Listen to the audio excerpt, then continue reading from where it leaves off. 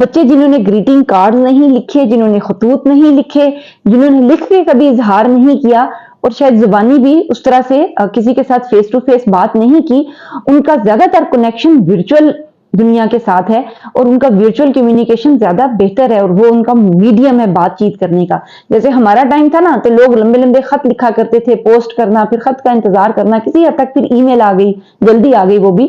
اس کے علاوہ post cards لکھنا، کارڈز بھیجنا، تو اظہار کے طریقے بہت ہی فزیکل تھے۔ لیکن اب دنیا ورچوئل ہو چکی ہے اور یہ ہم جو ماڈرن والدین ہیں یہ ان کو سمجھنا ہے کہ اس ورچوئل دور کے اندر جو بچوں کے مائنڈ سیٹس ہیں وہ بھی ورچوئل ہو چکے ہوئے ہیں۔ اب اس میں جب ہم بہت سی انفارمیشن انہیں لاؤڈ اپ کر رہے ہیں، ان کو بتا رہے ہیں،